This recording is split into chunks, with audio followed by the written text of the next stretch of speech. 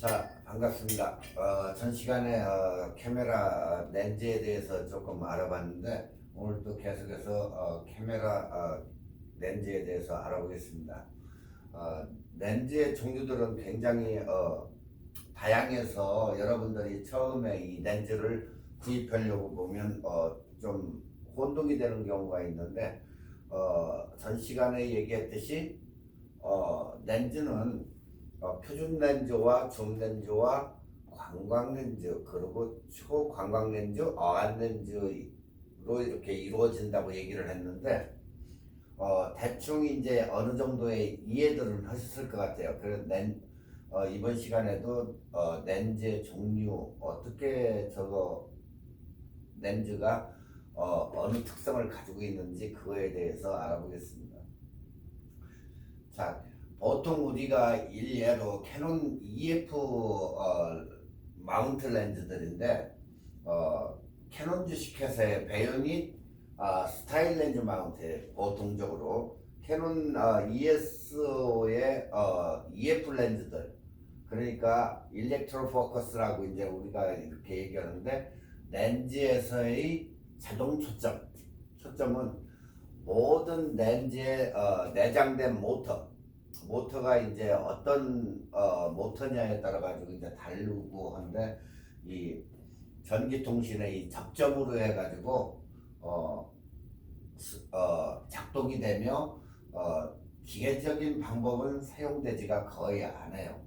그래서 마운트 직경은 보통 우리가 54mm로 1987년도에 그 당시에 이제 발표가 됐는데 시판되는 우리 시중에 이렇게 시판되는 렌즈는 보통 35mm 렌즈 교환식 카메라 중 최대로 이렇게 쳤었고 넓은 직경은 더 밝은 렌즈를 얼마나 우리가 F값으로 해가지고 렌즈가 얼마나 밝은지 그거에 가지고 제조사들이 개발을 하기 시작한 거죠. 그래서 캐논 같은 경우는 2003년에 EF 마운트로부터 파생된 EFS를 갖다가 발표를 했는데 ESF는 크롭바디의 1.6 그러니까 전 시간에 얘기했듯이 풀프레임과 이제 크롭바디 카메라는 풀프레임과 크롭바디로서 이루어지는데 풀프레임은 우리가 찍었을 때에 그대로 1대1로 해서 그렇게 찍힌다고 보면 되고 크롭바디는 내가 눈으로 본 뷰파인더로 본 상태에서 1.6이 줄어든다고 이렇게 보시면 돼요. 그래서 그 당시에 크롭바디 센서를 개발을 해가지고 그러니까 가격을 조금 싸게 하기 위해 가지고 DSLR 유저들을 위해 가지고 그렇게 개발이 된 거죠. 그래서 EFS 마운트를 가지고 있는 카메라는 모든 렌즈는 EF 렌즈를 사용할 수가 있었고 또한 EF 렌즈를 가진 카메라는 EFS 렌즈를 사용할 수 없다 이렇게 돼 있어. 자, 그러면 우리가 이제 렌즈 속에 들어가 있는 모터를 이제 알아봐야 되는데 그러면 EFS에 들어있는 EF 렌즈는 스태핑 모터 우리가 스태핑 모터나 이렇게 뭐 IS 기능이나 이런 게 모두가 들어있는데 보통 요즘 나오는 것은 울트라소닉이라고 해가지고 초음파식 모터가 들어가 있어요. 그렇기 때문에 뭐 울트라 사운드 렌즈에 보면 울트라 사운드나 이런 초음파 모터냐 이런 거에 대해서 거기에 표기가 돼 있어요. 보통 보면 울트라 사운드가 많을 거예요. 자, 일단 스태핑 모터 STM이라고 하는데 작은 50mm나 이런 것을 렌즈를 샀을 때 거기에 보통 보면은 STM이라고 써 있는 경우가 있어요. 렌즈에 STM이라고 써 있는 그런 렌즈는 자동 초점 모터 그러니까 그거 보러 우리가 이제 스태핑 모터라고 하는데 자동 초점 모터 사용을 그렇게 많이 한다. 그래서 초음파 자동 초점 모터 이렇게 이제 우리가 얘기 드는데 EFS 렌즈의 전기 회로는 그러니까 캐논의 많은 수의 EF 렌즈는 초음파 모터, 울트라소닉이라고 이제 우리가 얘기하는데 US 그것을 줄여가지고 이제 렌즈에 보면 USM, IS 이런 식으로 이제 표기가 되는데 거기에 보면은 그 약자가 울트라소닉 모터가 들어가 있다 그렇게 얘기해요. 그러니까 자동 초점 모터로 이렇게 많이 사용한다. 그러니까 캐논 EF 렌즈에 사용되는 보통적으로 모터는 들어가는 게 초음파 렌즈 모터다 이렇게 생각하시면 돼요. 그러니까 링 타입 USM과 마이크로 USM 두 가지 타입이 있다. 가격적인 면을 제외하면 링 타입 USM이 마이크로 USM보다 방식이 굉장히 뛰어나다. 링 타입 USM은 기존 모터들보다 굉장히 빠르고 조용하게 작동하는 반면에 전기의 소모가 어때요? 적다. 그 대신 이제 이 적기도 하지만 풀타임 그러니까 우리가 쓰는 수동 포커싱이 굉장히 가능하게 작동된다. 마이크로 USM은 비교적 가격이 저렴하고 그래서 저가 렌즈에 사용을 해요. 뭐가? 마이크로 USM이. 그래서 저가 렌즈에 사용되는 모터로 기존 모터보다는 좀 조용하지만 링 타입 USM보다는 조금 소음이 있기 때문에 약간 시끄럽고 대부분의 마이크로 USM 사용 렌즈는 FTM 포커싱을 지원하지 않습니다. 이건.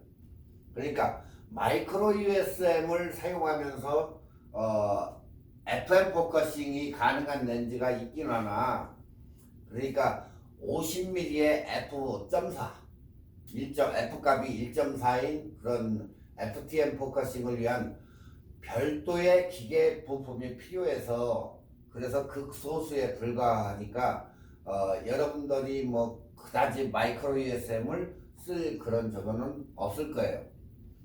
그 다음에 이제 IS 기능이 있는데 이제 스테빌라이저 시스템이라고 해가지고 우리가 그것을 갖다가 스테빌라이저 시스템을 약자로 해서 IS 기능이라고 우리가 얘기해요. IS 기능. 결국에는 여러분의 손떨림 보정 장치다 이렇게 보시면 돼요. 그러니까 어느 카메라는 소니 알파 같은 것은 카메라 인사이드에 그게 내장이 돼가지고 이렇게 약간 흔들리고 오면 자기 자체적으로 이렇게 딱 잡아가지고 이렇게 하는 건데 손떨림이 있으신 분들은 이 카메라 IS 기능이 있는 이 스테빌라이저 기능이 있는 걸 쓰시면 그만큼 손떨림이 방지가 되고 캐논의 어느 정도의 카메라들은 다 이 IS 기능이 들어있다 이렇게 보시면 돼요. 근데 이사의 70mm 같은 그런 경우는 IS 기능이 없는 게 있어요. 그렇게 하면 여러분들이 일단은 그런 렌즈를 사용할 때에는 숨을 먹고 찍어야 되겠죠. 흔들리면 안 되니까. IS 기능이 있는 것과 없는 것이 있는데 될 수 있으면 IS 스테빌라이저 시스템이 장착된 것을 사시는 게 여러분들한테는 굉장히 이득이 된다. 그러니까 영상을 찍는다든가 사진을 찍는다든가 할 때에도 이 아예 스테빌라이저 보정 기술이 들어있는 게 굉장히 훨씬 이득이다 이렇게 보시면 돼요. 그래서 이제 이 EF 렌즈의 캐논의 EF 렌즈의 목록인데 이 목록은 뭐 조직의 수치와 USM이 뭐 되냐 안 되냐, 뭐 IS 기능이 있냐 없냐, 시리즈가 L이냐 아니냐, 이런 건데, 여러분은 이 차트를 지금 받으셔야 되는데 지금 인터넷으로 하기 때문에 이 차트는 볼 수 없고, 나중에 원하시면 학교에서 프린트물이 있기 때문에 항상 오더를 해가지고 전체적인 총괄로 해서 이 렌즈가 어느 게 있는 건지, 어느 게 어떤 유형인지 그걸 보실 수가 있으니까 이걸 나중에 가져가시면 돼요. 그리고 이제 렌즈는 여기에서 본 것과 지금 이 뒤쪽에 보는 것은 우리가 단초점 렌즈인데, 단초점 렌즈는 뭐라고 그랬죠? 우리가 줌이 안 된다고 그랬죠? 그냥 단일 구성으로 된 거기 때문에 우리가 직접적으로 움직여가면서 찍을 수 있는 거, 그러니까 미리수가 낮은 거, 이걸 갖다가 우리가 단초점 렌즈라고 하는데, 14mm에서부터 100mm까지, 100mm는 어디에 사용한다고 그랬죠? 100mm의 2.8 같은 경우는 매크로 렌즈라고 하죠. 우리가 접사를 할 때 찍는 게 우리가 이제 100mm. 그리고 또 뭐가 있죠? 85mm 인물 사진용도 단초점 렌즈로 들어가고, 그리고 우리가 표준이라고 얘기하는 50mm도 단초점 렌즈로 들어가고, 그리고 그 아래쪽으로 이 광각기가 있는 그런 렌즈들도 여기 단초점 렌즈에 들어간다, 이렇게 보시면 돼요. 그리고 이제 캐논의 EOS의 DSLR의 발매 연보인데, 이 발매 연보는 지금 뭐 언제 만들어지고 그게 중요한 게 아니고, 일단은 뭐 직접적으로 여러분들이 계시면 이걸 설명을 해드리겠는데, 굳이 발매 연도는 뭐 카메라의 발매 연도이기 때문에, 뭐 1DX가 언제 나오고, 뭐 나이콘 750D가 언제 나오고, 그 발매 연도이기 때문에 굳이 뭐 이것은 그냥 넘어가도 될 것 같아요. 자, 이렇게 해가지고 렌즈에 이제 뭐 캐논의 렌즈에 대충 이제 여러분들이 렌즈에 대해서는 어느 정도는 알으신 것 같고, 다음 또 렌즈를 계속해서 뭐 지금 나가니까 일단은 이 차트는 나중에 여러분들이 보시면 될 것 같아요. 자, 우리가 이제 100mm, 방금 얘기했듯이 100mm, 매크로 100mm, 우리가 한국에서 얘기할 때는 막 100mm니까 100마라고도 얘기하는데, 매크로 렌즈나 마이크로 렌즈나 같은 얘기예요. 일단은 이름은 말은 다르기 때문에 나중에 이제 이걸 다시 한번 설명을 해드리겠지만, 일단은 여기서 지금 설명하는 것은 마이크로 렌즈는 우리가 매크로라고 하는데, 뭘 찍기 위해서 매크로 렌즈를 쓰죠? 우리가 접사를 위해서 쓰죠, 이 렌즈를. 그러니까 꽃을 찍는다든가, 아니면 뭐 이파리를 찍는다든가, 동전을 찍는다든가, 이렇게 꽃 같은 거 이런 거 접사할 때 찍는 그런 렌즈를 갖다가 우리가 이제 매크로 렌즈라고 하는데,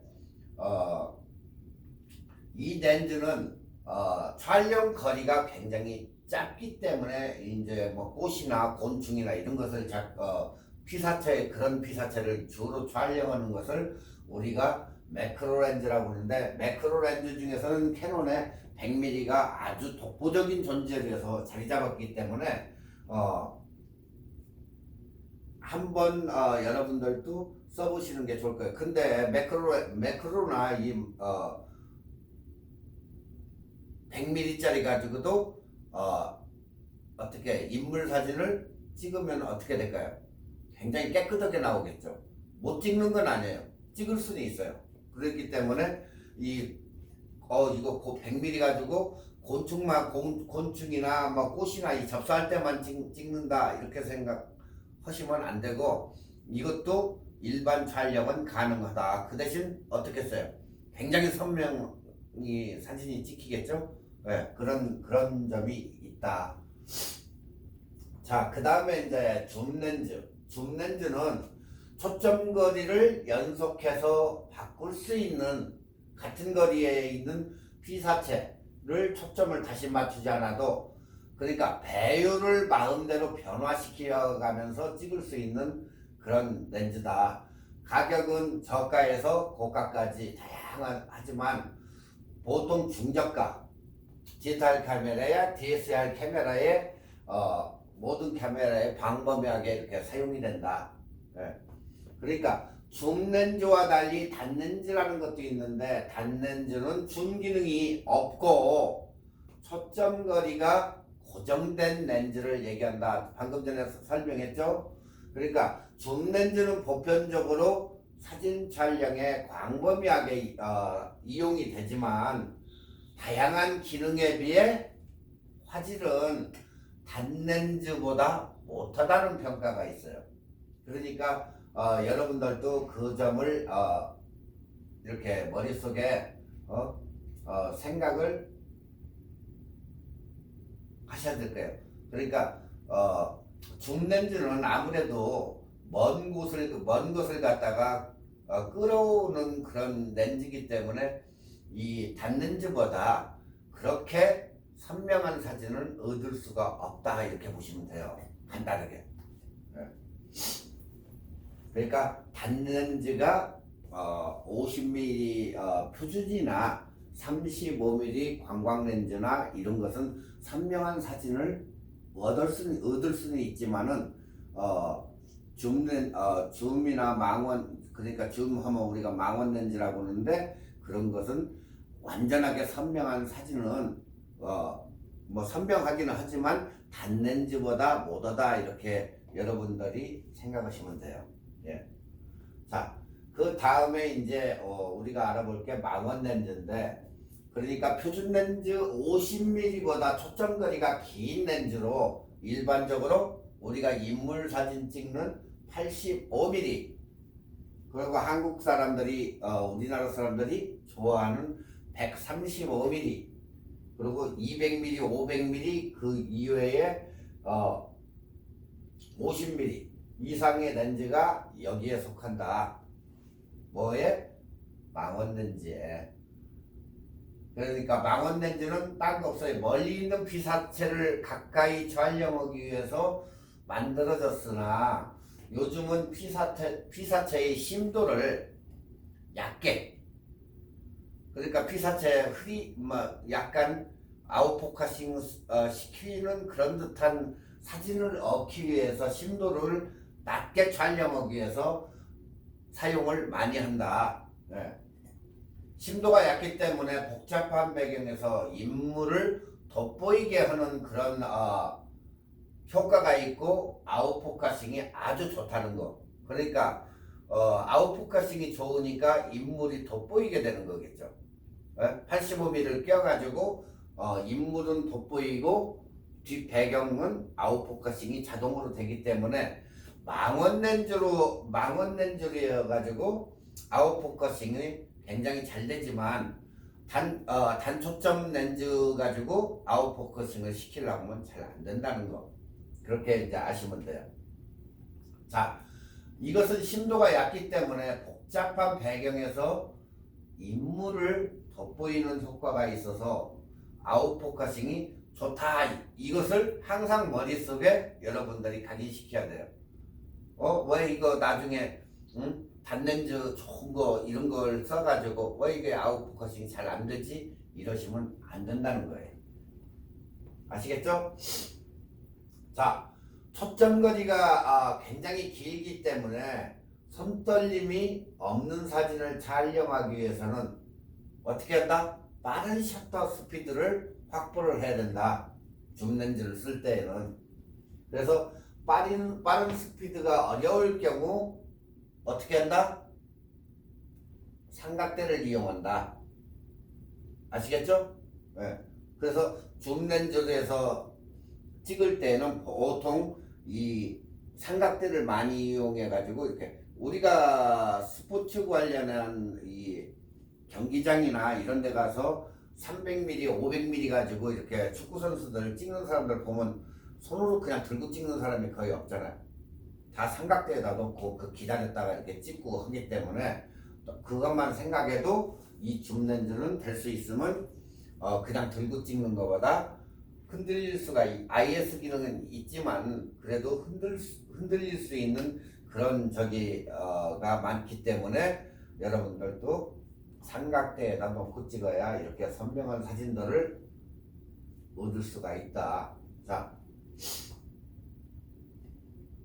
지금 제일 앞쪽의 그림은 이 이미지는 표준 렌즈로 찍은 거예요. 표준 렌즈로 찍은 것과 화각이 넓은 광광 렌즈로 찍은 것과 그 다음에 PCI 어안 렌즈로 찍은 거, 그 다음에 이것은 매크로 렌즈로 찍은 거, 그 다음에 줌 렌즈로 해서 멀리 있는 것을 끌어당겨 가지고 이렇게 찍은 줌 렌즈, 예. 그리고 망원 렌즈로 해가지고 더 끌어가지고 당긴 이 일반적인 사진들이에요. 그러니까 여러분들이 렌즈를 구입해서 어떻게 무엇을 찍을 것인가 그것을 일단 가만히 생각해보고 여러분들의 맞는 그런 렌즈를 선택을 하시는 게 굉장히 좋다 이렇게 생각돼요. 만에 하나 이제 그게 여의치가 않으면 그냥 여러분들은 그냥 일반적인 번들 렌즈 24에 뭐 70mm나 뭐 135mm나 이런 걸 사가지고 24mm부터 135가 된다든가 뭐 이런 식으로 된 번들 렌즈를 사가지고 그 하나를 써도 굉장히 좋을 거예요. 그러고 나서 그게 뉴스가 되고 많이 이렇게 경륜이 생기면 하나하나 이렇게 구입해가지고 써보는 것도 굉장히 좋아요. 그러니까 처음부터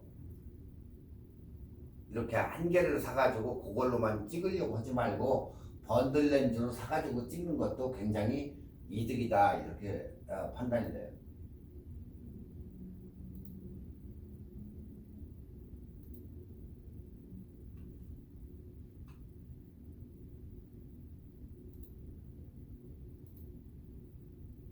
자, 그 다음은 이제 렌즈를 샀으면 그 렌즈 산 속에 후드가 따라오는 거 있고 안 따라오는 게 있어요. 근데 이 후드 모양은 이렇게 천차만별로 다 틀려요. 자기의 그 렌즈의 구경에 맞춰가지고 이제 후드가 이제 사야 되는데 뭐 거기다가 렌즈를 사면 후드는 따라오는 경우가 있고 안 따라오는 경우가 있는데 여러분들 이 후드는 왜 모양이 다 이렇게 둥근 것도 있고 홈이 파져 있는 것도 있고 이렇게 얍상한 것도 있고 이렇게 다 다른데 여기에 이 후드가 왜 다르다고 생각해요? 그냥 이쁘고 디자인이 좋게 만들기 위해서 다 이게 이유가 있어서 이 사람들이 만들어 놓은 거예요. 자, 렌즈 후드. 첫 번째 질문, 렌즈 후드는 왜 끼나요? 두 번째, 모양이 왜 다를까요? 그리고 이것도 정품으로 사야 되나요? 아니면 구매 시에 주의사항은 무엇일까요? 지금 그 이제 네 가지에 대한 그 질문인데, 자, 후드는 왜 낄까? 이것의 이유는 간단해요.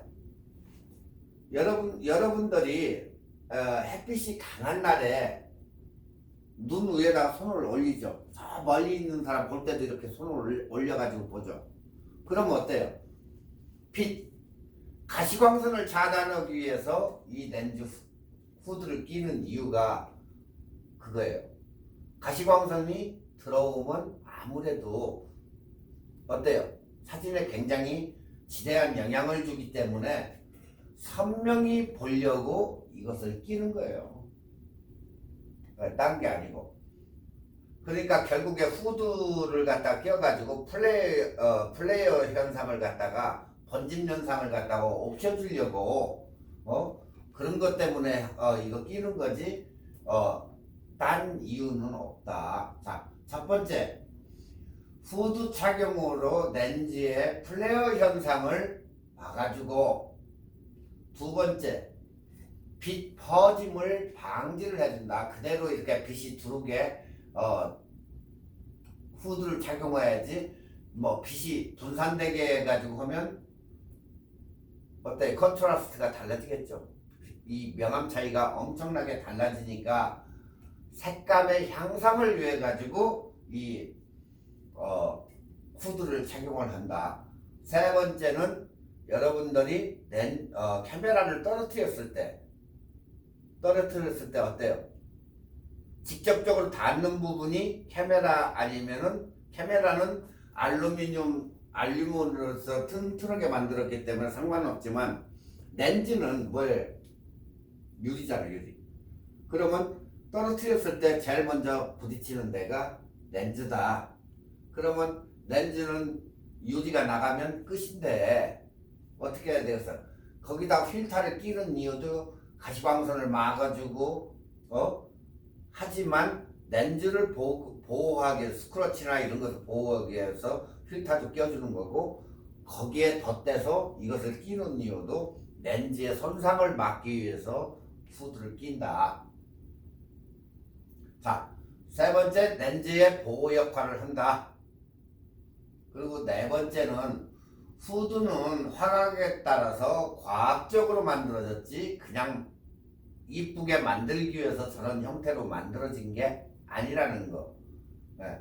렌즈에 맞는 화각을 항상 확인하고 끼워야 된다. 그냥 이것도 맞고 저것도 맞는다고 해서 아무거나 끼는 게 아니고, 맞지도 않지만은 꼭 자기 후드를 껴야 된다.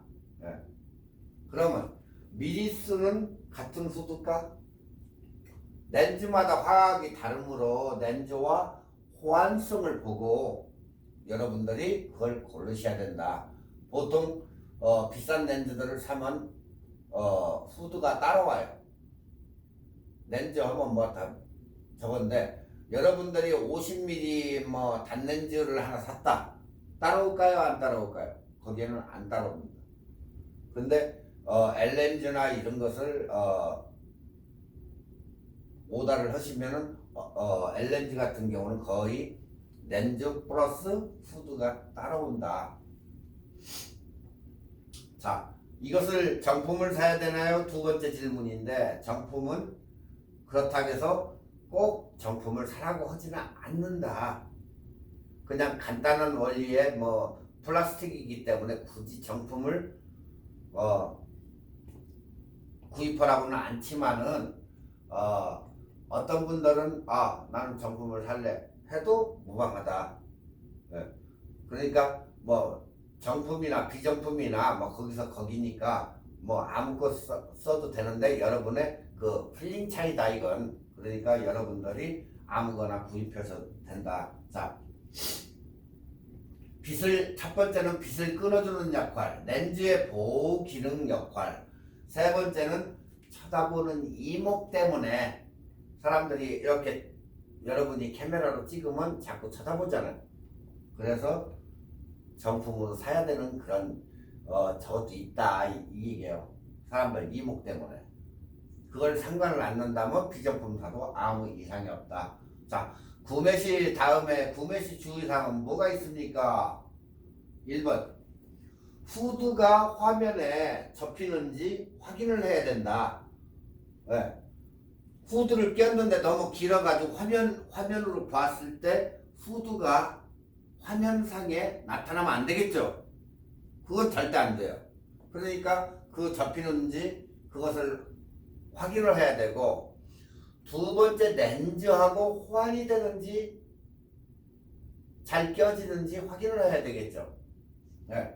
그래서 렌즈에 보면 파이각이 있어요. 항상 렌즈에 표기가 되어 있는데 그 파이각을 확인을 하고 숫자를 확인한 다음에, 아니면은 필터, 렌즈에 필터가 있는데 필터에 파이각을 체크업을 하면 딱 그 수치가 나와요. 그렇기 때문에 비싼 것이나 싼 거나 그냥 맞으면 아무 관계가 없어요.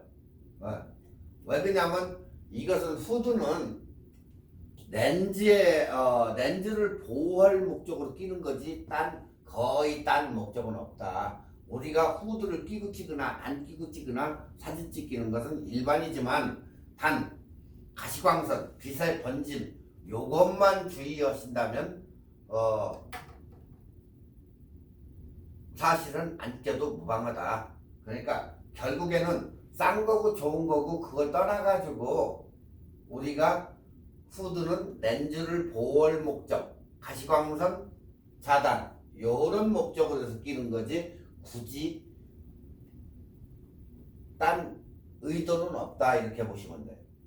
아시겠죠? 후드는 왜 이렇게 끼는지.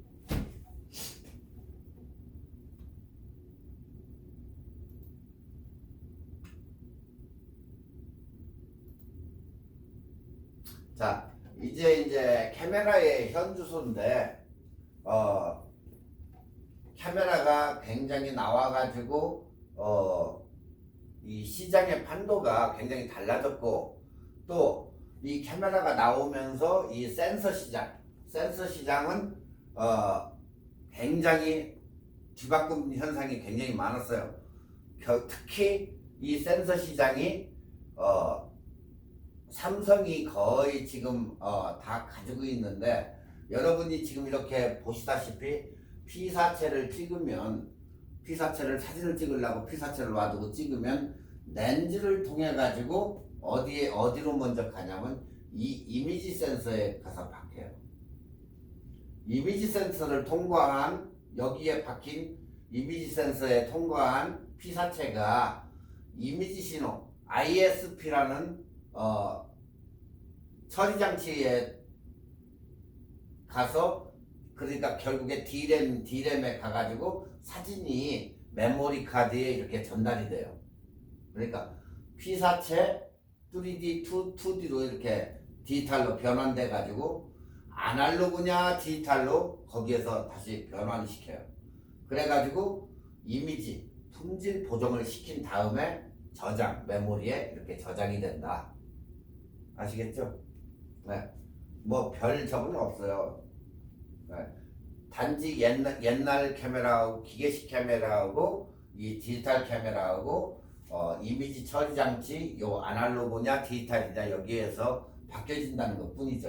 그러니까 여러분이 지금 우측 상단에 보시는 이게 우리가 제일 디지털 카메라에서 제일 중요한 이미지 센서라는 거. 네. 저기를 통과하면서부터 디지털로 변환이 돼 가지고 이미지를 품질 보정을 시켜준 다음에 그 다음에 디스플레이 메모리 카드에 저장이 된다. 그 얘기예요. 자, 우리가 이제 지금 저기에 전지현이 이렇게 카메라를 보고 있는 카메라가 뭐예요? 우리가 그냥 누르면 똑딱한다고 해가지고 똑딱이 카메라라고 하죠. 저런 카메라가 2000년대 초반에 나와가지고 굉장히 돌풍을 일으켰죠. 근데 저 똑딱이 카메라가 한국 시장의 디카 시장의 1위였었어요. 뭐 여러분들도 크실 때 중학교나 뭐 국민학교나 이런 때에 이런 카메라 한 번씩은 다 써봤을 거예요. 똑딱이 카메라는. 네.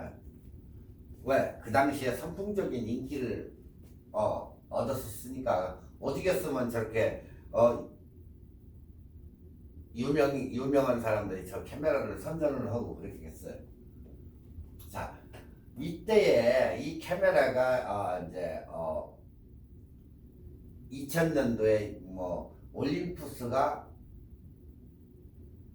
굉장히 시장을 많이 가지고 이렇게 지배를 했었는데 올림푸스가 그러니까 2년 전 완전히 한국 시장에서 철수했죠. 그러니까 지금 현재 여기 올림푸스에 이게 2020년 초에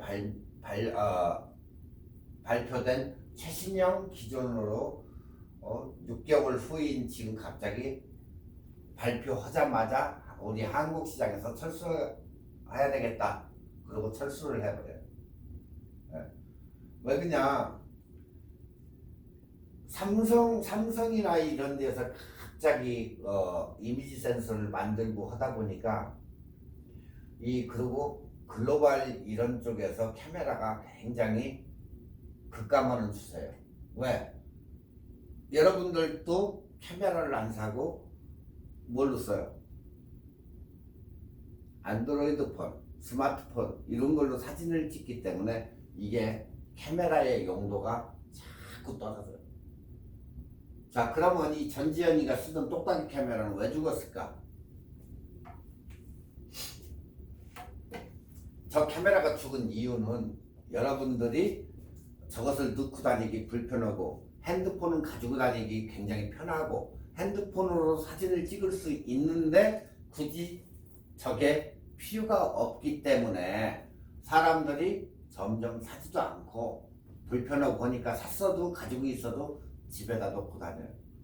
그리고 안드로이드 폰이 굉장히 몇백만 화소 뭐 이런 식으로 나와가지고 굉장히 좋게 찍히기 때문에 굳이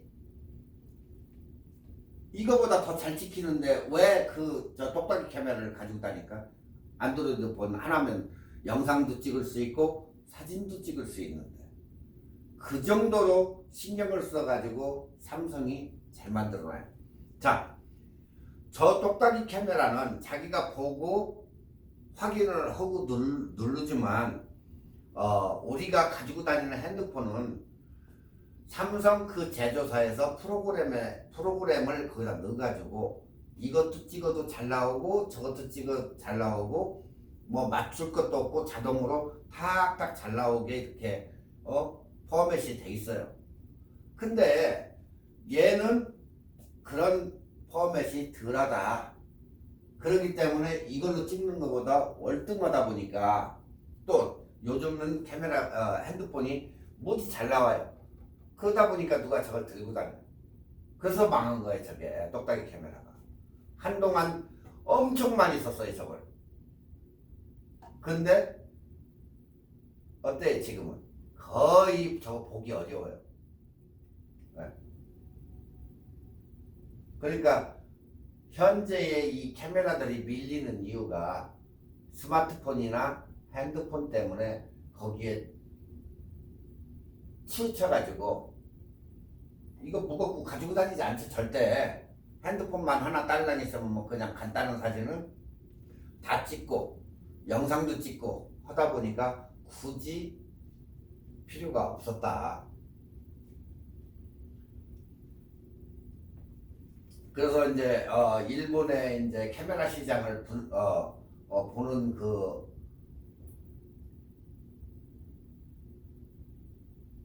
리포팅을 해주는 회사가 CIPA라고 있는데 일본 카메라 영상기기 공업회예요. 그게 거기에서 이제 그 자료를 갖다가 냈는데 분석을 해가지고 시장이 올림푸스만이 아니고 모든 업체도 마찬가지. 뭐 캐논, 나이콘, 뭐 미놀타, 펜텍스 할 것 없이 다 똑같은데 실적을 딱 봐가지고 2019년도, 2020년도 딱 보니까 91.8%가 감소를 했어요, 이게.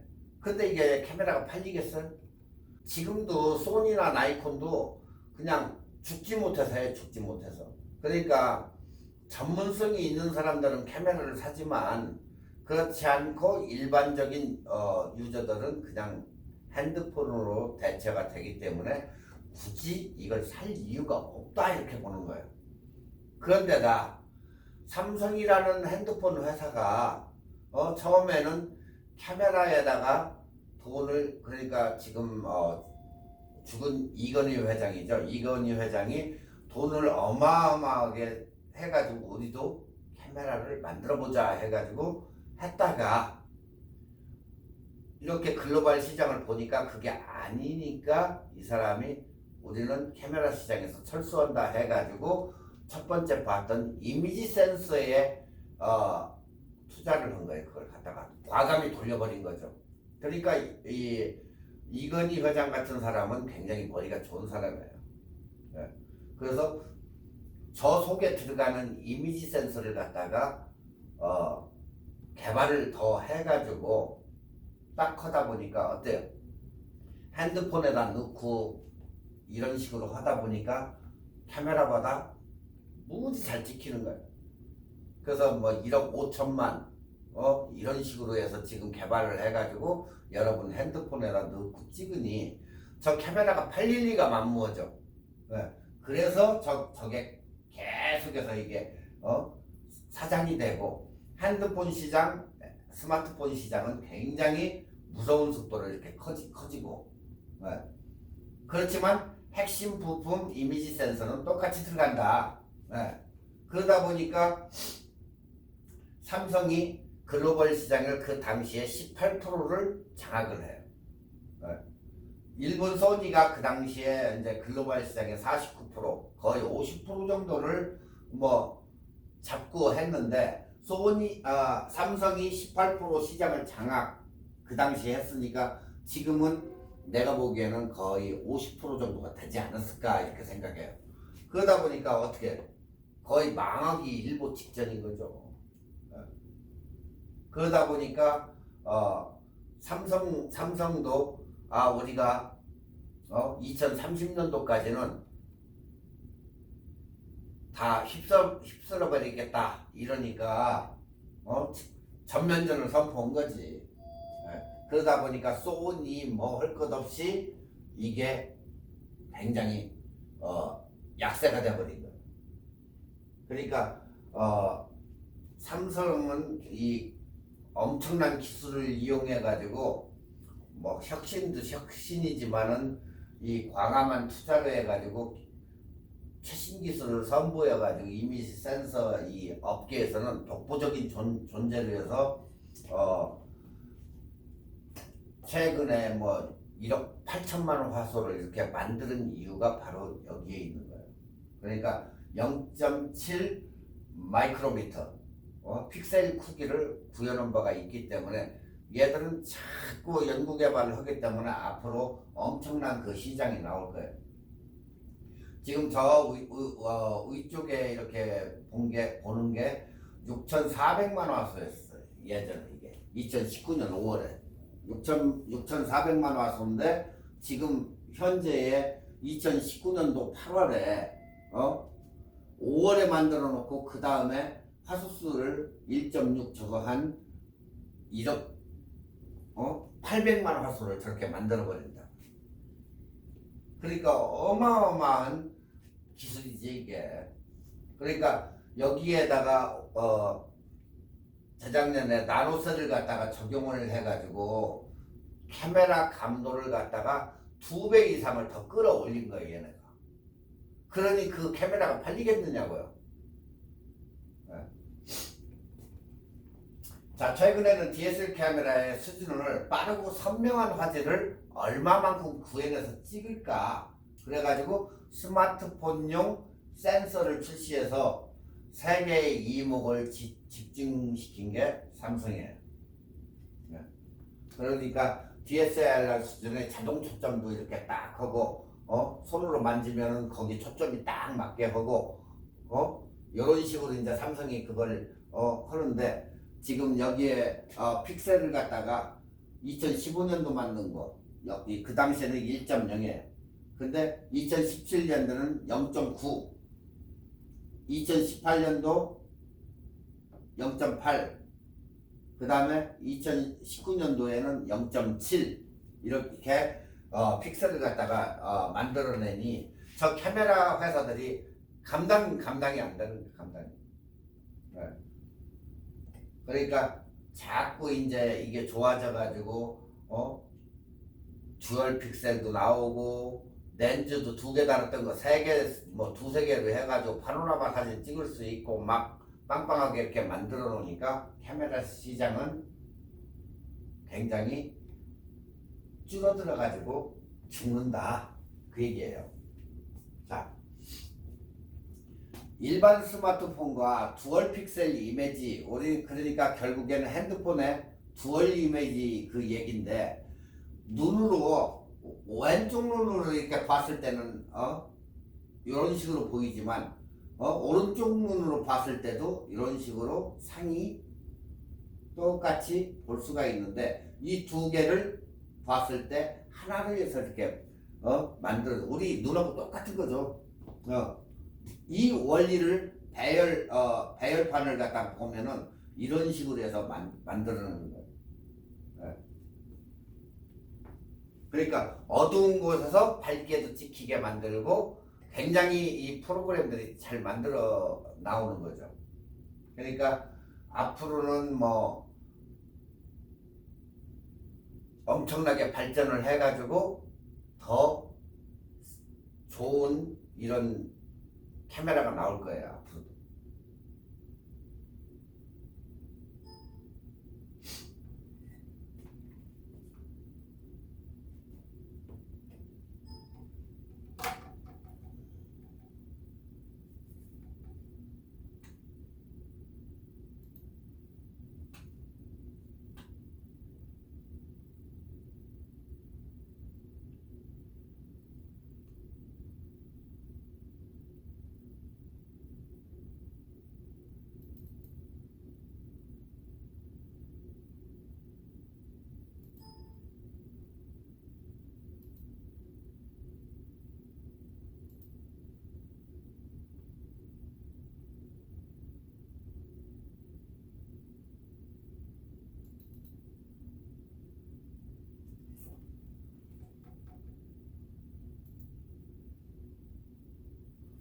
자 이제 거기까지 이제 카메라 렌즈는 대충 이제 알아보셨고 자 우리가 사진을 찍을 때 이제 뭐를 찍는지 여러분들 생각하고 제 생각하고 그리고 여러분 옆에 분하고 이 관점이 다 틀려요. 보는 관점이. 어떤 사람은 처마만 찍으려고 하는 사람이 있고 어떤 사람은 또 뭐 인물만 찍는 사람이 있고 정물 찍는 사람이 있고 이게 다 다른데 여러분들의 그 관점이에요. 그 관점 뭐를 찍을지 뭐를 어떻게 보는지 자기의 그 관점대로 이렇게 찍는데 자기가 이 추구하고 하는 그 관점에서 사회적인 사회적인 것이나 이 윤리의 이런 문제 사진을 찍어도 그런 쪽에 반하면 안 된다는 거예요. 그러니까 여러분들이 그 생각의 관점의 차이에 따라 가지고 이렇게 봐야지 이 나쁜 쪽으로 뭐 이 사진을 갖다가 찍는다든가 이런 쪽으로 하면 안 된다는 거예요. 자 여기에 지금 한 사진이 있어요. 이렇게 보면 이라크 군인을 갖다가 이렇게 잡아가지고 물을 주는 이렇게 장면이 있어요. 그죠? 목마른 것 같으니까 옆에 총을 든 병사가 있고 그 옆쪽에서 이렇게 포커스 해가지고 물을 주는 장면을 이렇게 찍었어요. 그죠? 자 우리가 보는 관점은 지금 보는 관점은 포로에게 물 먹이는 관점이에요. 그죠? 근데 딴 사람이 볼 때는 틀려요 이게. 시각에 따라서 또한 편집하는 그 편집자의 관점으로 봤을 때와 이렇게 의도에 따라서 달라져요. 편집자의 의도. 그러니까 요즘에 우리가 얘기하는 악마의 편집이라고 하죠. 악마의 편집. 자 다음 장면을 이렇게 보면 두 개로 한번 잘라놓고 보니까 하나는 굉장히 선한 그런 사진이 돼요. 근데 하나는 반지를 잘라놓고 보니까 총구를 겨누고 있는 거 보니까 어때요? 여러분이 보는 쪽의 관점이 달라지는 거예요. 이게 이쪽에다가 관점을 놓고 봤을 때에는 어때요? 굉장히 선하고 착한 그런 관점이 되지만 여기는 반대로 총구를 갖다 사람한테 겨눠가지고 이렇게 하는 안 좋은 그런 관점이 되어버리는 거죠. 여기서 같은 한 사진인데도 딱 자르니까 완전히 이렇게 달라지는 거예요. 그죠? 자, 그 다음 장을 보니까 이게 이렇게 한 장의 원본의 사진을 갖다가 한쪽으로 치우쳐 한쪽으로 이렇게 치우치니까 이런 장면이 연출된다는 거예요. 그러면 이게 편집자가 이렇게 봤을 때, 자, 미국의 국방부나 이런 데에서 봤을 때 어느 걸 내보내겠어요? 저쪽 걸 내보내겠죠. 물 주는 거 내보내겠어요? 근데 이것은 또 딴 쪽에다 쓰겠죠? 당연히. 자, 그래서 이걸 갖다가 우리가 플레이밍 효과는 개인의 판단이나 선택이 문제의 표현에 따라서 달라진다는 것이다. 이렇게 얘기를 해요. 문제의 표현 방식에 따라서 동일한 사건이나 상황임에도 불구하고 개인의 판단이나 선택이 달라질 수 있는 현상을 말한다. 그래서 이때 제공되는 인식의 틀은 우리가 프레임이라고 하는데, 이 틀은 정보를 제공받은 자의 의사결정에 영향을 미치게 된다. 자, 이 효과는 어디에 접목돼 가지고 많이 쓰느냐면 마케팅에 많이 써요. 마케팅에. 네. 그리고 신문사나 방송, 미디어 이런 쪽에서 왜곡을 이렇게 하는 데에서는 이런 것을 많이 쓰는데, 우리가 이걸 갖다가 프레이밍 효과라고 얘기를 한다. 네. 그러니까 좋은 의도로 쓰면 되지만은 여러분들이 보는 관점에 의해 가지고 조금 나쁜 의도로도 쓸 수가 있다. 이 편집자들이. 그러니까 여러분들 뭐 잘 아시잖아요. 악마의 편집이라는 거. 바로 이런 데서 나오는 거예요. 그러니까 사진을 찍어도 좋은 쪽으로 해서 찍어야지 나쁜 쪽으로 찍으면 절대 안 된다는 거예요, 이게. 또 나쁜 쪽으로 찍다가 저작권에 걸릴 수도 있다는 거. 남을 함부로 그냥 팍팍 찍는다든가. 여러분들이 프레스, 즉 기자가 아닌데 아무 사람이나 가가지고 팍팍팍팍 찍어가지고 찍는다면 어때요? 그 사람들은 기분 나쁠 거 아니에요. 그러면 어때요? 너 왜 나를 사진 찍냐고 해서 거꾸로 소송을 당할 수가 있다.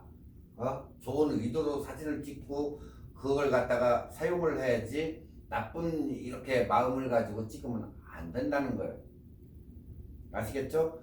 여기는 지금 여러분들한테 얘기하는 것은 이렇게 보는 관점에서 신문이나 방송, 미디어 이런 데서는 이 프레이밍 효과를 갖다가 나눠가지고 이렇게 한 개를 갖다가 나눠가지고 요런 식 또는 요런 식 악과 선으로 나눠가지고 이렇게 할 수도 있다는 얘기예요. 그래서 그 관점이라는 그 한 가지 보는 관점에 따라서 편집자에 의해 가지고 이렇게 나눠줄 수도 있다. 자, 이제 뭐 역대 이제 퓰리처상 수상작들을 여러분들한테 이제 조금 보여주는데, 여기가 어디예요? 우리나라 6.25 전쟁 1950년도에 6.25 전쟁 때에 대동강 철교예요. 대동강. 한강이 아니고 대동강. 피난민들이 대동강 철교에 올라가가지고 넘어오는 그 종군 기자가 찍은 거예요. 저기. 그래가지고 퓰리처상을 받았던 그런 사진이고, 두 번째 사진은 베트남전에서 네이팜탄, 굉장히 뜨거운 거 있죠. 뜨거운 탄. 뜨거우니까 이제 뭐 옷을 벗었는지 몰라도 네이팜탄을 쏴가지고 이렇게 화상을 입은 소녀가 도망치는데 이 기자가 찍어가지고 베트남 전쟁을 끝내는데 굉장히 큰 결정적인 역할을 했다는 그런 사진이에요, 이게. 저 소녀는 그 당시에 이제 어린이였었는데 전신에 3도 화상을 입어가지고 목숨을 구해서 현재 미국 여기에서 살고 있어요. 자, 굉장히 지금 이제 이게 윤리적으로 굉장히 유명했던 사진이에요. 이게 이 사람도 찍어가지고 퓰리처상을 탔어요. 근데 이게 윤리위원회에 걸려가지고 문제가 되는 사진이었었는데, 자, 이 소녀가 어때요? 우리가 이렇게 보는 관점에 보면 저 독수리가 얘를 잡아먹으려고 기다리고 있다 이렇게 생각이 되죠. 근데 그런 뜻이 아니고, 여기에 급식소가 한쪽에 여기에 급식소가 있는데 그 앞에서 이렇게 어린이가 이제 그 앞에 있고, 이게 독수리가 딱 날라와 가지고 거기 앉아 있는 것을 갖다가 찍은 거예요, 이 사람이. 예. 근데 이제 윤리에서는 뭐라고 그래요? 이렇게 생겼으면 이 사진을 찍기보다는 얘를 구하는 게 우선이 아니냐, 이렇게 얘기를 하는 거예요. 그죠? 모르는 사람들은 여기가 급식소 앞에고 사람들도 있고 다 한데, 사진이 먼저 아니고 얘를 구하는 게 우선이었었다는 거지. 네. 그래서 이것을 찍은 프리랜서 기자가 찍어가지고 케빈 카터라는 사람이 케빈 카터. 그런데 자꾸 그러니까 자기가 찍고 죄책감이 들죠. 또 사람들이 자꾸 얘기하니까 그런 적은 아니지만, 근데 수상을 하고 2달 만에 자살을 해요, 이 사람이. 네.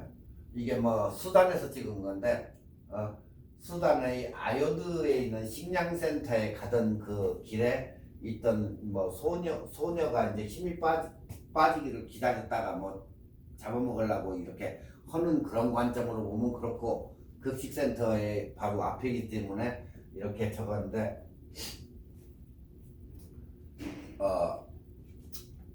조금 뭐라 할까, 그 아프리카 현실을 조금 이렇게 피부로 느끼게 해주는 그런 사진인데, 사실적으로는 그런 사진이 아닌데 자꾸 이제 윤리적으로 파고 이렇게 닥치다 보니까 이 사람이 자살을 한 거예요. 그 다음에는 베트남 전쟁 1969년도에 찍은 그런 사진이에요. 베트콩 직결 처형하는 사진이에요, 이게. 그래서 이게 큰 문제를 일으켰던 그런 사진이에요, 이것도 하나에. 그래가지고 이게 지금 현재 퓰리처상 역대 탄 사람들이 기자들이 탄 그런 사진이에요, 이게. 자, 지금 이게 아까 얘기했던 이 사진 케빈 카터가 찍은 사진인데, 이게 케빈 카터예요. 이 가운데 여기 쓴 사람이. 근데 이 사람이 찍고 퓰리처상 수상 저거 했었는데 2달 만에 자살을 해요.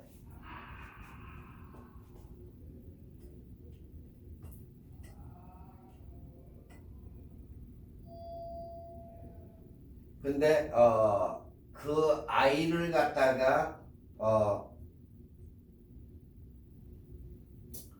이 사람이 또 옮겨줬어요. 찍고 옮겨주고 그러고 나서 담배를 피우면서 저 사람도 흐르게 울었다는 그런 얘기가 있어요. 그러니까 이 전쟁을 통해 가지고 전쟁의 비참함을 이렇게 전해주려다가 조금 안 좋은 그런 비운의 사람이지, 이 사람도 한마디로. 그러니까 사진도 사람들이 보는 관점에 따라서 이렇게 달라진다는 거예요. 지금 보시는 이 사진은 2006년도 찍은 사진인데, 팔레스타인 요르단강 그쪽 부분에 저렇게 맞서고 있는 사진. 그 다음에 이제 지진 발생 후에 이제 그 여성 시신을 담은, 처참함을 담은 그런 사진이에요, 이것도. 이게 IT예요, IT 지진. 그리고 이제 최근에 3년이 됐는데 우리나라 김경훈 기자라고 해가지고 이분이 퓰리처상을 탔어요. 바로 이 사진으로 이제 한국인 최초로 퓰리처상을 탔는데 멕시코하고 아메리카 그 국경 근처에 이 이민자들이 와가지고 자꾸 미국으로 넘어오려고 하는데 이제 거기에다가 체류탄을 발사를 하니까 애를 데리고 도망가는 그런 장면인데 우리나라 김경훈 씨가 이렇게 찍어가지고 퓰리처상을 수상했어요. 그리고 역대 이제 퓰리처상 탄 그런 사진들이에요. 그러니까 이 프레스들 이 기자들은 이 퓰리처상 타는 게 제일 큰 영광으로 알고 있어요.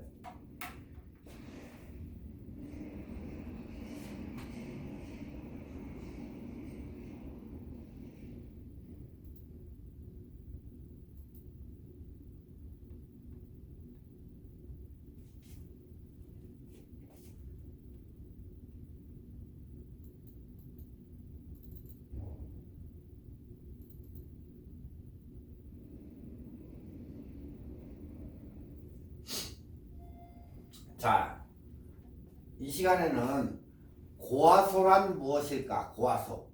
화소수가 많으면 사진이 잘 나올까? 당연히 잘 나오겠죠. 그렇다고 그러면 저화소면 사진이 안 나올까? 근데 별 차이가 없다. 단 보세요. 여러분이 보시기에 지금 센서가 두 개가 있는데 이쪽 우측 것은 저화소고 저쪽 왼쪽 것은 고화소 센서예요. 센서가 이렇게 촘촘히 이렇게 있다는 얘기고 저화소는 센서가 이렇게 촘촘하지 못하다는 얘기예요. 그러면 센서가 많으면 많을수록 어때요? 입자가 촘촘해지겠죠. 그 차이예요. 사진이 잘 나오고 이런 게 아니고. 자, 보통 카메라를 고를 때 우리가 무엇을 봅니까? 카메라를 볼 때 몇백만 화소인지 아니면 뭐 카메라 회사를 봅니까 우리가? 자, 우리가 카메라를 살 때 한번 찾아봤어요, 자료를. 그랬더니 첫 번째 사람들이 카메라 화소수를 굉장히 중요시 생각하는 사람들이 44%예요. 이렇게 많아요. 화소수에 굉장히 뭐 21점 뭐 얼마 화소 이 화소를 갖다가 굉장히 중요시 얘기해요. 자, 그 다음에 무엇인가 봤더니 손으로 이 하는 게 아니고 자동 초점, 딱 버튼을 누르면 짝짝 해가지고 지가 맞춰지는 이 자동 초점에 대해서 17%가 나오더라. 초점이 자동으로 맞춰주면 좋긴 하죠. 첫 번째 카메라 화소, 두 번째 자동 초점, 세 번째 손떨림. 손떨림 기능이 IS 기능이 있느냐 없느냐가 21%예요. 그 다음에 얼굴 인식 기능, 사진 편집 기능, 평가 측강, 플래시 이런 식으로 해가지고 틀려지더라 사람들이. 자, 요즘 나오는 스마트폰 같은 것도 200만 화소 2천만 화소 이상이 나오고 있고, 또한 화소가 높은 카메라들이 많이 나오고 있는데 우리는 화소에 대해서 잘 못 알고 오류를 범하고 있는 그런 부분들이 있다. 화소가 높을수록 대형 사진을 아까 봤죠? 저화소 센서는 이렇게 크게 돼 있고 고화소 센스는 조그마하게 이렇게 촘촘히 돼 있다고. 어? 근데 가만히 생각해봐요. 화소수가 많은 것은 크게 사진을 확대를 했을 때 얼굴이 안 깨진다는 얘기예요. 근데 저화소를 갖다가 찍은 사진은 어때요? 이 입자가 크기 때문에 느리면은 깨져나가고. 바로 이 차이예요. 화소가 높은 것과 낮은 것은. 사진은 찍히는 건 똑같지만 고화소는 사진을 확대를 했을 때 깨지지 않지만 저화소는 사진이 깨져나간다. 우리가 핸드폰으로 사진을 찍었어. 난 메모리가 없으니까 제일 낮은 사양으로 찍었어. 근데 그것을 사진관에 가가지고 확대를 하려고 보니까 어느 정도 확대를 하니까 이게 다 깨져버린 거야. 근데 아까 고화소로 찍은 사람은 메모리가 많으니까 나는 고화소로 놓고 찍을래 해가지고 찍었는데 확대를 하니까 깨끗이 나와. 자, 그 두 사람의 차이는 한 사람은 메모리 핸드폰의 메모리나 이 메모리가 적기 때문에 저화소에다 놓고 찍은 거고 640에 뭐 700이나 뭐 720에 뭐 800이나 이런 정도 찍고, 한 사람은 나는 메모리가 내 핸드폰은 충분하니까 고화소에다 놓고 찍었어. 그러다 보니까 1920에다 놓고 찍어요. 그러다 보니까 그걸 확대를 하니까 얘 것은 이상이 없는데 내 것은 굉장히 줄어들더라. 그 차이가 지금 화소지 사진이 찍히고 안 찍히고는 거의 똑같더라 그 얘기예요. 화질은 관계가 없다 결국에. 즉 이제 아시겠어요 여러분들? 이 화소. 네. 그러니까 여러분들이 잘못 알고 있는 거예요. 그러니까 카메라를 화소수에 관계없이 찍는 것은 똑같아요. 옛날 거나 지금 카메라나 똑같은데 입자가 어때? 촘촘하냐 아니면 좀 큼직큼직하냐 해가지고 확대를 했을 때만 이게 문제가 되는 거지 굳이 필요가 없더라 이거예요. 화질은 화소는 화질하고는 관계가 없고 사진을 확대했을 때 깨짐의 이 현상이 나타나는 거지 전혀 아니라는 거예요. 자, 여러분들도 예전에 이 강의를 뭐 한두 번 듣는 게 아니니까 들어서 아시겠지만 스마트폰으로 적은 화소를 찍었을 때 그걸 확대해 보니까 어때요? 깨져나가죠. 깨져나가요. 그냥 작은 화면에서 우리가 그 사진을 볼 때는 아무 이상 없어요. 근데 대형 화면으로 TV나 이런 쪽으로 가서 딱 해가지고 확대해서 보니까 어때요? 사진이 깨져나가죠. 자, 즉 이걸 갖다가 어디에서 보면 되냐면 여러분의 컴퓨터에서 이 사진 나 꼭 필요해 해서 거기서 카피를 한다든가 다운로드를 해가지고 봤을 때 그 밑에 보니까 사진을 클릭해 보니까 요만하게 나와. 컴퓨터 상에서 어느 것은 크게 나오고, 크게 나온 것들은 고화소기 때문에 아무 이상이 없는 거고, 작은 거 뭐 64K, 아까 큰 사진은 뭐 7메가 4메가 이렇게 하는데 64K짜리 막 줄여가지고 올리는 사진들, 그런 것은 볼 때는 괜찮은데 확대를 해보니까 깨져나가더라. 왜? 화소가 안 좋아서. 그 차이예요 이게. 아시겠죠 이제? 무슨 얘기인지. 큰 화소의 사진을 크게 뽑을 때는 가치가 있지만은 나머지는 아니더라 그 얘기예요. 네. 그러니까 정보 차이인데 이제 큰 정보를 가지고 있기 때문에 확대를 해도 잘 안 깨지더라. 자, 갤럭시 S10에 딱 들어가서 보니까 디스플레이 6.1인치, 카메라 후면은 1200. 듀얼 픽셀. 그리고 전면 1000만. 그러니까 여기 요것만 봐도 카메라를 남을 찍을 때 찍는 쪽으로 찍으면 1200만 화소가 돼요. 근데 카메라를 핸드폰으로 나를 찍을 때는 픽셀이 어때요? 1000만에 1000만. 남을 찍을 때는 1200만이고. 그러니까 핸드폰도 뒤에 있는 카메라와 전면부와 거기에서도 2000만이 다른 거예요. 그러니까 바깥쪽으로 핸드폰 뒷면이죠. 뒷면으로 해서 렌즈가 거기에 달려있는 것을 찍을 때는 1200만 1200만 화소고, 전면부 우리가 뭐 이렇게 해가지고 나를 찍을 때 그때는 1000만 화소더라. 거기서도 화소가 달라진다는 거예요. 그러니까 그건 참고로 알고 계시면 돼요.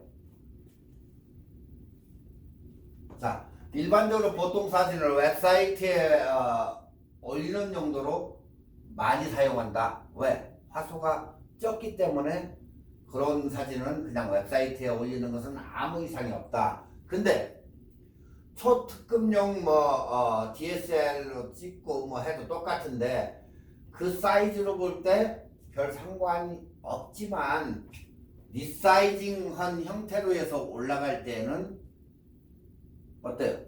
깨져나가죠, 사진이. 그러니까 왜 이 사진이 자꾸 이렇게 크게 흘러보니까 깨지지? 그때는 여러분들이 화소를 얼마에다가 핸드폰에다가 했는지를 확인을 해보면 답이 딱 나와요, 이게. 그러니까 화소가 높다고 해도, 아니요, 화소가 높거나 낮거나 상관은 없지만 사진을 확대하고 줄이고 할 때 거기에서 차이 난다는 거예요. 자, 그럼 왜 고화소를 살까? 고화소 살 필요도 없는데. 자, 고화소는 분명히 많이 담을 수 있다. 고정적인 우리가 사이즈로 볼 때에는 큰 차이가 없다고 볼지는 몰라도 큰 사이즈로 볼 때는 차이가 많이 난다.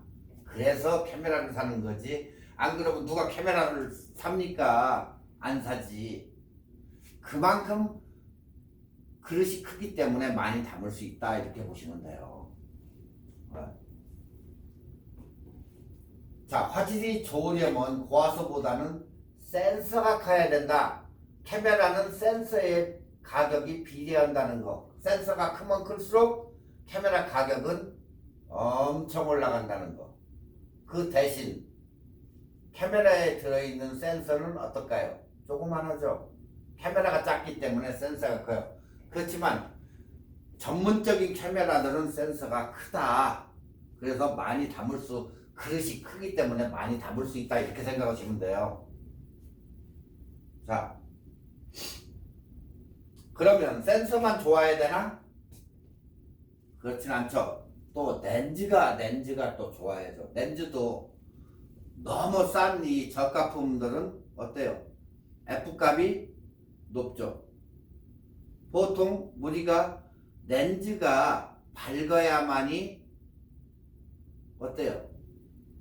셔터 스피드도 확보도 할 수 있고, 렌즈가 밝으면 그만큼 밝기 때문에 빛이 많이 적으니까 어때요? 셔터 스피드가 확보가 되죠.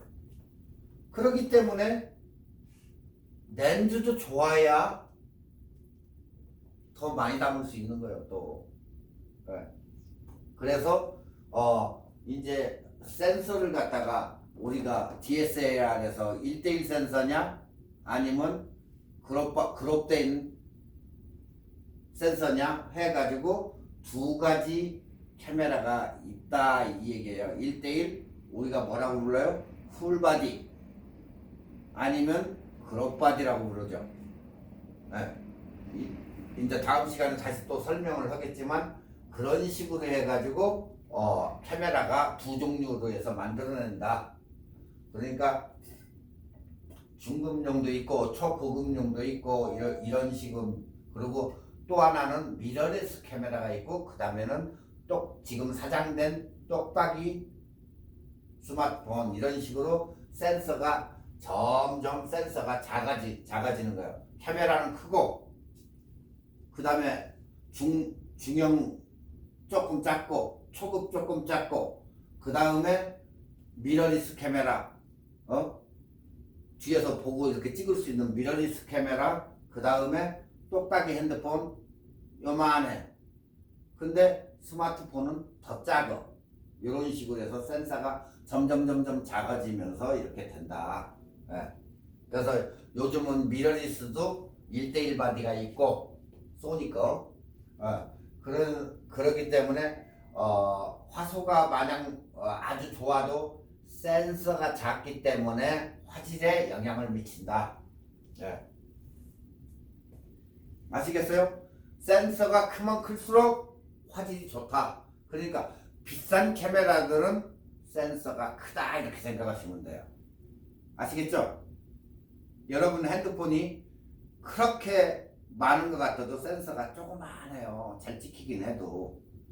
그 대신 요만한 것과 요만한 사이즈로 들어간다고 치면 카메라 속에 들어있는 건 요만한데 어느 게 더 많이 확대를 할 수 있고 화질이 좋겠느냐는 얘기예요. 그게.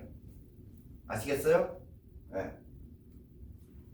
바로 그런 차이가 있는 거예요. 그게. 자, 지금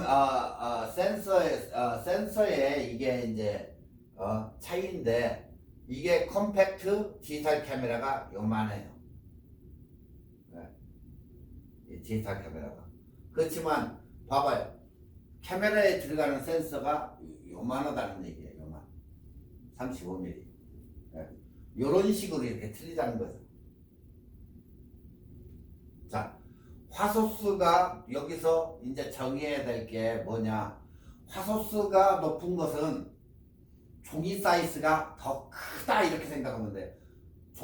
화소수가 500만짜리는 종이가 풀로 이렇게 나온다 보면, 나머지 화소수가 낮은 것은 요만하니까 종이 사이즈가 굉장히 요마직밖에 안 된다. 그러니까 확대를 하는 데에는 요 정도밖에 안 된다면, 얘는 이 전면으로 다 크게 확대를 할 수 있는 그런 사진이 나온다, 이렇게 보면 돼요. 화소가. 이제 이해 가시죠?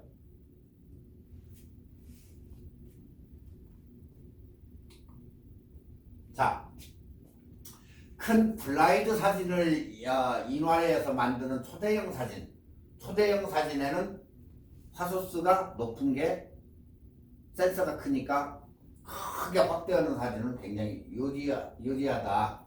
네.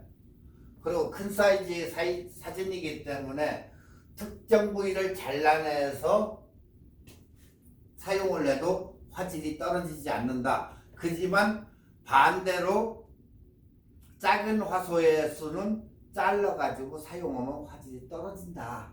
그 차이예요. 네. 단점이 있는데 중저급의 렌즈는 효과가 떨어진다. 고화소 바디는 고급 렌즈를 써야 효과적이다. 이게 답이에요, 답. 네. 뭐라겠어요? 고화소 바디. 그러니까 캐논 5D나 이런 쪽에는 고급 렌즈를 써야 효과가 있다. 네. 근데 캐논 5D에다가 중저가 조금 낮은 렌즈를 갖다가 사가지고 쓰니까 효과가 떨어지더라, 이 차이예요. 그러니까 좋은 카메라에다가 좋은 렌즈를 쓰니까 효과가 너무 좋더라. 당연한 거 아니야? 돈을 그만큼 투자를 해가지고 했는데 그만큼 좋은 거지. 중저급 카메라는 좋은 거 사가지고 중저급을 쓰니까 화질이 떨어진다는 건 당연한 얘기예요. 왜? 렌즈 하나도 돈 1,000불이 넘어가고 2,000불 막 3,000불 이런데 거기에 굉장한 수치로 해서 렌즈가 날카롭게 들어가가지고 좋은 수치를 잡아놓은 것과 조그마한 렌즈 싸게 해서 가볍게 만들어가지고 렌즈를 몇 개 안 넣어가지고 수치를 잡은 것과 엄청난 차이가 난다는 거지. 바로 그 차이예요 이게. 모든 것이 똑같아요. 모든 것이. 그래서 이렇게 찍다 보면 여러분들이 사진에 대해서 고화소의 매력을 느껴요 이제. 어우 사진이 진짜 이게 굉장히 좋구나 하는 것을 피부로 느껴요. 일반 이런 것보다도 여러분들이 그렇게 구비해가지고 찍으면 굉장히 매력을 느낀다 그런 얘기예요. 그러니까 여러분들도 좋은 양질의 사진을 한번 쭉 모아보시면 굉장히 이래서 이렇구나 하는 것을 피부로 느낀다는 거죠. 아시겠어요? 오늘은 여기까지만 하겠습니다.